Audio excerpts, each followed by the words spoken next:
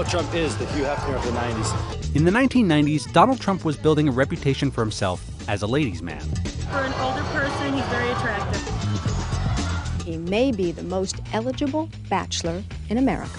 Please welcome Donald Trump. Gone were the days when he was known primarily as the real estate mogul of New York. Remember the 80s? The yuppies, the buyouts, the junk bonds, and especially the Donald. The man who was the darling of the 80s is seen in the 90s as a man in trouble, and he knows it. The drama started when Donald began cheating on his wife, Ivana Trump, with aspiring actress Marla Maples. After an ugly public falling out, Donald and Ivana divorced in 1992, with some reports that Ivana got millions from the split. Donald Trump's former or current girlfriend, depending on what day it is sharing all her secrets for staying in shape. Donald eventually married Marla, 2 months after she gave birth to a baby girl. But by the end of the decade, Trump was single again, and he seemed to enjoy the dating scene. The reputation of Donald Trump, the man who dates a different woman every year. I don't do that. I mean, I've been with a number of women, but it's been over a fairly long period of time. I've had great relationships with women. If you could have your choice, who would be the one person you'd date? Wow. Or who are the three most beautiful women in the world? Well, how about Lady Di? That would be an interesting one. She's going to be available. What kind of women not do my you choice. like? I think my choice might be you. Look at the legs on her. Boy. Could be you. Can you imagine how controversial I'd be? You think about Clinton with the women. How about me with the women? Can you imagine? Well, I mean, I think there is a certain controversy to me, and I am single, and I do go out with women. While his family life may have been on the rocks, his business empire was crumbling. The headline was quite accurate. Welcome to the 90s, Donald. Because it was like he got whacked right in the face. It was amazing. Trump opened his third casino in Atlantic City in April 1990. Lasers, fireworks, and miles of neon lights provided the color as Trump opened the Taj Mahal Casino Hotel in Atlantic City. But just months after it opened, the Taj Mahal missed one of its debt payments, and Trump began looking for a bailout. His empire could be at risk of collapse if the New Jersey Casino Commission decides not to approve Trump's bailout plan. By the fall of 1991, all 3 casinos had filed for bankruptcy. The New Jersey Casino Control Commission has unanimously approved Donald Trump's bailout plan.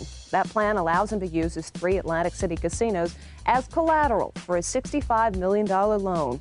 In order to finance a loan, Trump was forced to sell off his airline, his yacht, and a chunk of one of his earliest projects, the Grand Hyatt Hotel in Manhattan. You know, I had a wife who was suing me for $2 billion. I had the banks, I had this, I had that. He did get to keep one asset, an undeveloped piece of land on Manhattan's west side that Trump had purchased in 1985. Trump had envisioned a huge project on the site, but in 1994, the real estate market fell, leaving Trump unable to make payments on the land. So Trump sold off the lots and made a deal where he got to keep some of the profits from any future development, and to put his name on a few of the buildings, marking a new chapter in which Trump was less of a developer and more of a brand. Who knows better about hard times than me? I had a company, it was doing well, I had tremendous debt like this country, and in 1990, the whole country, it just went very, very bad. As his finances stabilized, Trump began to reclaim his status in the public psyche with publicity stunts like a 1995 Pizza Hut commercial in which he appeared with Ivana Trump. Doing Ivana. What will people think? It's wrong, isn't it? But it feels so right. Then it's a deal? By the end of the decade, he was once again sounding like the Trump of the 80s, talking big about his finances. Back in the 1990s, you owed something like $900 million. Your empire was pretty much more than that. You owed more than that? 975 was personally guaranteed. That was just the small part. That was the harder debt. But I owed many, many billions of dollars. And now my company is much bigger and stronger than it was in the 80s. And flirting with a presidential run. Businessman Donald Trump tells Meet the Press that tomorrow he, Trump, is also leaving the Republican Party to join the Reform Party. He's considered the largest developer in New York. With his in 1999, Trump was on the verge of doing something that he had only hinted at in the 80s. He was about to decide whether he could really run for the White House.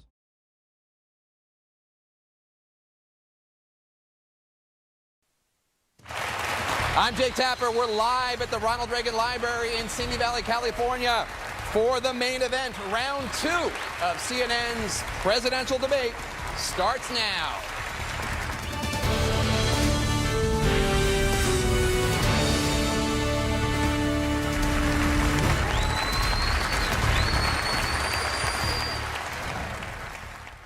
Ms. Fiorina, I want to start with you. Fellow Republican candidate and Louisiana Governor Bobby Jindal has suggested that your party's frontrunner, Mr. Donald Trump, would be dangerous as president. He said he wouldn't want, quote, such a hothead with his finger on the nuclear codes.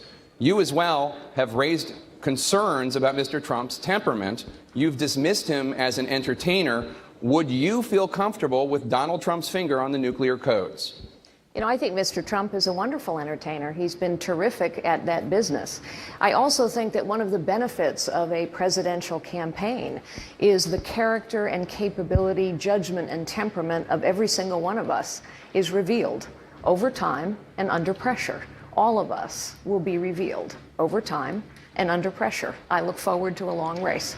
You didn't answer my question. Would you feel comfortable with Donald Trump's finger on the nuclear codes? It's an issue that one of your fellow candidates has raised. That's not for me to answer. It is for the voters of this country to answer. And I have a lot of faith in the common sense and good judgment of the voters of the United States of America. Mr. Trump? Well, first of all, Rand Paul shouldn't even be on this stage. He's number 11. He's got 1% in the polls, and how he got up here, there's far too many people. Anyway, as far as temperament, and we all know that, as far as temperament, I think I have a great temperament. I built a phenomenal business with incredible, iconic assets, one of the really, truly great real estate businesses. And I may be an entertainer because I've had tremendous success with #1 bestsellers all over the place, with The Apprentice and everything else I've done.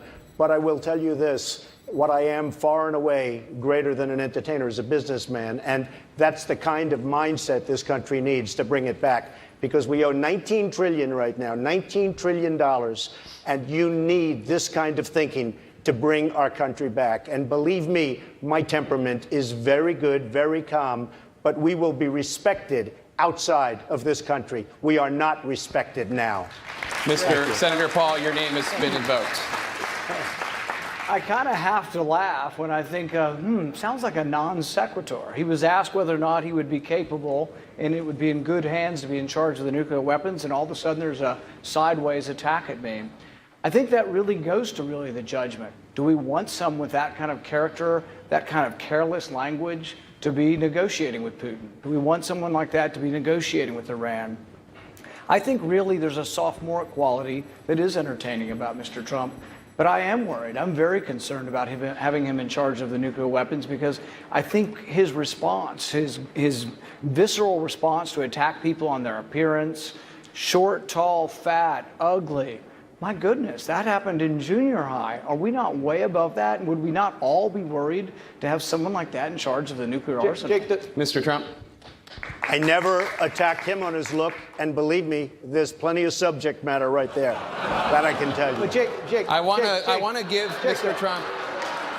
Mr. Trump, I want to give you another chance. Mr. Trump, I want to give you a chance to respond to something that your rival to your left, Governor Bush, said. Governor Bush told me last week, when I read him the quote from Governor Jindal, that he agrees you're not a serious candidate.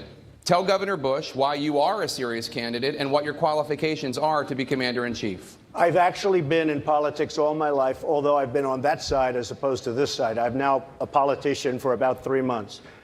Obviously, I'm doing pretty well. I'm #1 in every polls by a lot. But the qualification is that I've dealt with people all over the world, been successful all over the world. Everything I've done virtually has been a tremendous success.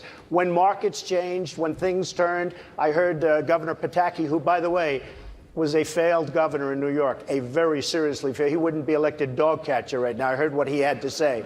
And I will tell you this. Atlantic City, I made a tremendous amount of money in Atlantic City. I left 7 years ago. I've gotten great credit for my timing, and that's what I'm all about. I'm a businessman, did really well, and Jeb, what I want to do is put that ability into this country to make our country rich again. And I can do that, and I'm not sure that anybody else in the group will be able to do that. Governor Bush, would you be comfortable with Donald Trump's finger on the nuclear codes? I think the voters will make that determination, but what I know to be true is that the next president of the United States is going to have to fix an extraordinarily difficult situation. This administration with President Obama and Hillary Clinton has created insecurity, the likes of which we never would have imagined. There's not a place in the world where we're better off today than 6.5 years ago.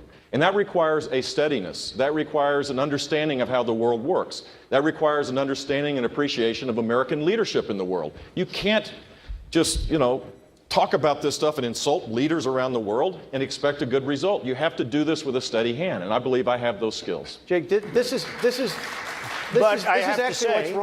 what's wrong with this debate. We're not talking about real issues. And Mr. Trump, we don't need an apprentice in the White House. We don't need an apprentice in the White House. We have one right now. He told us all the things we wanted to hear back in 2008. We don't know who you are or where you're going. We need someone who can actually get the job done. And you talked about business. Well, in Wisconsin, let me finish. excuse me. No, let me talk about this. In Wisconsin, you're losing $2.2 billion right now. You're using I would do so much better than that. Mr. Trump, you're using the talking points of the Democrats. And as we all know, that failed 3 times in 4.5 years when I got elected because it is working. We balanced the budget. You want to talk about balanced budgets? You took 4 major projects into bankruptcy over and over and over again. You can't take America into bankruptcy. That's what's wrong with the politicians in Washington right now. They think we can take a country into bankruptcy. Every major business leader has used I never went bankrupt, by the way, as you know, everybody knows. But out of hundreds of companies, hundreds of deals, I've used the law 4 times, made a tremendous thing. I'm in business. I did a very good job. But I will say this, and people are very, very impressed with what I've done, the business people.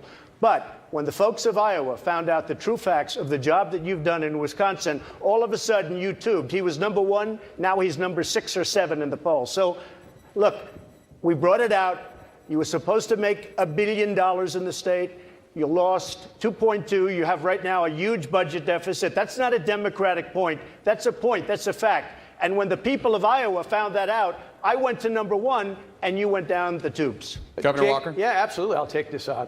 Because this is an issue that's important in this race. Just because he says it doesn't make it true. The facts are the facts. We balanced a $3.6 billion budget deficit. We did it by cutting taxes $4.7 billion to help working families, family farmers, small business owners, and senior citizens. And it's about time people in America stand up and take note of this. If you want someone who can actually take on the special interest of Washington, which you yourself just said you were part of, using the system, we need somebody who's going to stand up and fight for average Americans to put them back in charge of the government. I'm the one who's taking that on. I'll do that as your next president. Let's move on. Jake, a phenomenon going on in the race right now is that the political... Okay, Governor Kasich, go ahead. Listen, if I were sitting at home and watching this back and forth, I'd be inclined to turn it off.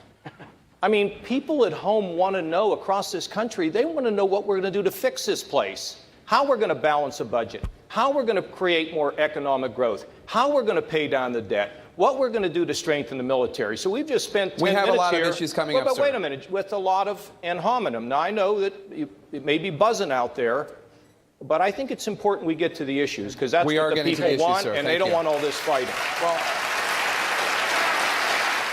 one of the reasons Mr. Trump is a frontrunner, Republican voters say, is because they like the fact that he is not bought and paid for by wealthy donors.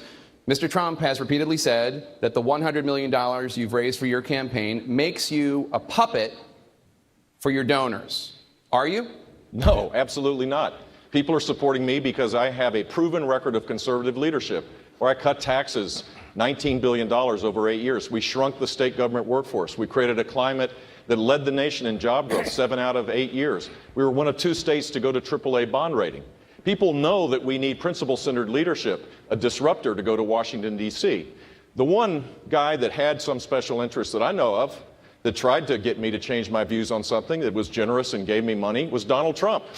He wanted casino gambling in Florida. I didn't want Yes, you did. Totally false. You wanted it, and you didn't get it because I was opposed to casino gambling before, during, and after. And that's not, I'm not going to be bought by anybody. I promise, if I wanted it, I would have gotten it. No way, man. Believe me. Nope. I know my people. Not even possible. I know my people. You got, according to what you said on one of the talk shows, you got Hillary Clinton to go to your wedding because you gave her money. True. Maybe it works for Hillary Clinton. It doesn't work for anybody on this stage. I was a businessman. I got along with Clinton. I got along with everybody. That was my job, to get along with people. But the simple fact is... Excuse me. 1 second. No. I didn't want to... Donald, you cannot take... More energy tonight. I like that. Look, I was asked the question. I didn't want. It was my obligation as a businessman to my family, to my company, to my employees, to get along with all politicians. I got along with all of them, and I did a damn good job in doing it. Go ahead. So, he supports Pelosi. He supports Schumer. He supports Clinton. Got along with everybody. And when he asked Florida to have casino gambling, we said no. Wrong.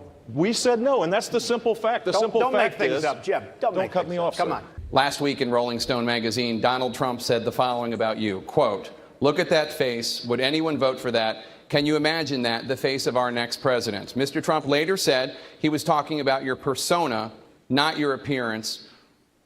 Please feel free to respond what you think about his persona. You know, it's interesting to me. Mr. Trump said that he heard Mr. Bush very clearly and what Mr. Bush said. I think women all over this country heard very clearly what Mr. Trump said.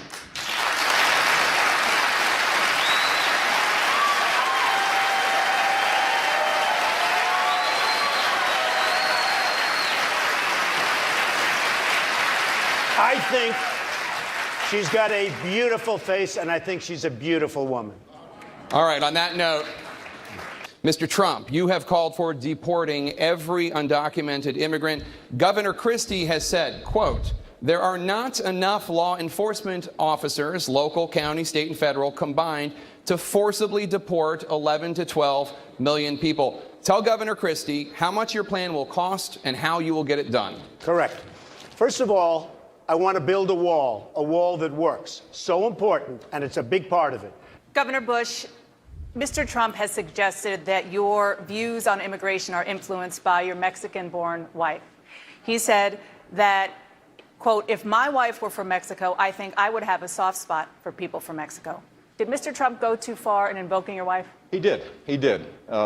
You're proud of your family, just as I am. Correct. To subject my wife into the middle of a raucous political conversation was completely inappropriate, and I hope you apologize for that, Donald. Well, I have to tell you, I hear phenomenal things. I hear your wife is a lovely woman. She is. I She's don't fantastic. know her, and this She is is a total absolutely the love of my life, and mischaracterization of what she's I right said. here, and why don't Good. you apologize Good. for her? No, I won't right do that now. because I said nothing wrong, but I do hear So she's a here's- lovely woman. So here's the deal.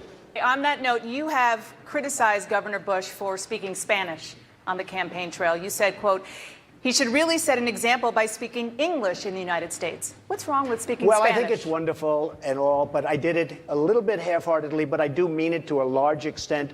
We have a country where to assimilate, you have to speak English. And I think that where he was and the way it came out didn't sound right to me. We have to have assimilation. To have a country, we have to have assimilation. I'm not the first one to say this, Dana. We've had many people over the years, for many, many years, saying the same thing. This is a country where we speak English, not Spanish. Well, I've been speaking English here tonight, and I'll keep speaking English, but the simple fact is, if a high school kid asked me a question in Spanish, a school, by the way, a voucher program that was created under my watch, the largest voucher program in the country, where kids can go to a Christian school, and they ask me a question in Spanish, I'm going to show respect and answer that question in Spanish, even though they do speak English, and even though they embrace American values. This was a reporter, not a high school kid, by the way. You know, there are a lot of us Americans who believe that we are going to have trouble someday paying back the interest on our debt because politicians have run up mountains of debt using other people's money. That is, in fact, precisely the way you ran your casinos. You ran up mountains of debt as well as losses using other people's money, and you were forced to file for bankruptcy not once, I never filed not for twice, bankruptcy. 4 times, a record 4 times. Why should we trust you Mr. to Trump. manage Why? the It's very finances simple. of this nation I tell you, any differently I than you was manage running- the finances Carly, of your casinos? Carly, Mr. Trump. I've made over $10 billion. I had a casino company. Caesars just filed for bankruptcy. Chris will tell you, it's not Chris's fault either. Anyone who has watched this videotape, I dare Hillary Clinton, Barack Obama to watch these tapes. Watch a fully formed fetus on the table, its heart beating, its legs kicking, while someone says we have to keep it alive to harvest its brain. This is about the character of our nation. And if we will not stand up and force President Obama to veto this bill, shame on us.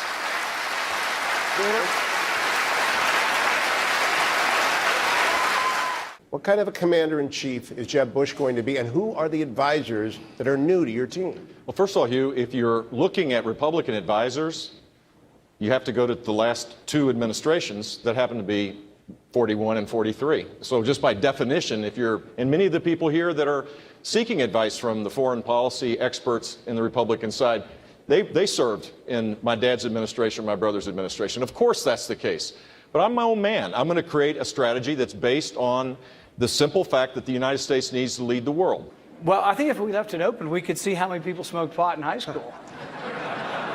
Is there somebody you were specifically thinking of? Well, you know, the thing is, he was talking about me. Yeah, I was talking That's about... what I thought, but I wanted to say it. Well, I wanted to make it easier for him. Yeah. Okay. And I just did. Governor Bush, please. So 40 years ago, I smoked marijuana, and I admit it. I'm sure that other people might have done it and may not want to say it in front of 25 million people. My mom's not happy that I just did. That's true. My husband Frank and I buried a child to drug addiction. So we must invest more in the treatment of drugs. I agree with Senator Paul. I agree with states' rights. But we are misleading young people when we tell them that marijuana is just like having a beer. It's not. And the marijuana that kids are smoking today is not the same as the marijuana that Jeb Bush smoked 40 years ago. We do.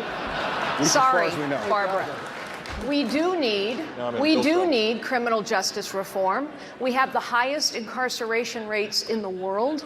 2/3 of the people in our prisons are there for nonviolent offenses, mostly drug-related. It's clearly not working. But we need to tell young people the truth. Drug addiction is an epidemic, and it is taking too many of our young people. I know this sadly from personal experience. Hugh Hewitt, I'd like to... Thank you, Jake. Turn to some issues now in foreign policy. Mr. Trump, Senator Rubio said it was, quote, very concerning to him that in a recent interview you didn't seem to know the details about some of the enemies the U.S. faces. Rubio said, if you don't know the answers to those questions, you will not be able to serve as commander-in-chief. Please respond to Senator Rubio. Well, I heard Hugh Hewitt, a nice man. He apologized because he actually said that we had a misunderstanding, and he said today that Donald Trump is maybe the best interview there is anywhere that he's ever done. Now, unless he was just saying that on CNN to be nice, but he did say that. Oh, you're the best interview in America. And we had a legitimate misunderstanding in terms of his pronunciation of a word, but I would say just, well, I think it was. And he actually said that. Did you say that? And so radio makes an interesting thing. Okay, so I will say this, though. You was giving me name after name, Arab name, and there are few people anywhere that would have known those names. I think he was reading them off a sheet. And frankly, I will have, and I told him, I will have the finest team that anybody's put together, and we will solve a lot of problems. You know, right now, they know a lot, and look at what's happening. The world is blowing up around us. We will have great teams and great people. Here's the fact. When Donald Trump talks about judgment, what was his position on who would have been the best negotiator to deal with Iran? It wasn't a Republican. It was Hillary Clinton. That's what you believe. I mean, the lack of judgment and the lack of understanding about how the world works is really dangerous in this kind of time that we're saying. So is that the judgment that you bring to the table, that Hillary Clinton is a great negotiator, that she could bring about a better Your deal with brother Iran? and your brother's administration gave us Barack Obama because it was such a disaster those last 3 months that Abraham Lincoln couldn't have been elected. You know what? As it relates to my brother, there's one thing I know for sure. He kept us safe. I don't know if you remember, Donald. You remember the rubble? You remember the firefighter with his arms around it? He sent a clear signal that the United States would be strong and fight Islamic terrorism, and he did keep us safe. I don't know, you feel safe right now? I don't feel so safe. Autism has become an epidemic. 25 years ago, 35 years ago, you look at the statistics, not even close. It has gotten totally out of control. I am totally in favor of vaccines, but I want smaller doses over a longer period of time. Because you take a baby in, and I've seen it, and I had my children taken care of over a long period of time, over a 2 or 3 year period of time, same exact amount. But you take this little beautiful baby and you pump I mean, it looks just like it's meant for a horse, not for a child. And we've had so many instances, people that work for me just the other day, 2 years old, 2.5 years old, a child, a beautiful child, went to have the vaccine and came back and a week later got a tremendous fever, got very, very sick, now is autistic. I only say I'm in favor of vaccines. Do them over a longer period of time, same amount. Thank you.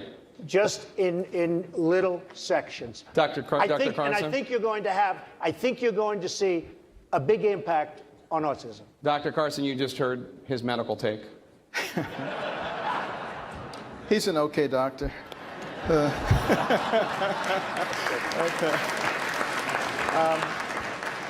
But, you know, the fact of the matter is, we have extremely well-documented proof that there's no autism associated with vaccinations. But it is true that we are probably giving way too many in too short a period of time. And a lot of pediatricians now recognize that, and I think are cutting down on the number and the proximity in which those are done. And I think that's all that's I'm saying, Jake. That's all I'm saying. That concludes this Republican presidential debate. On behalf of everyone here at CNN, we want to thank the candidates, the Reagan Library, and the Republican National Committee.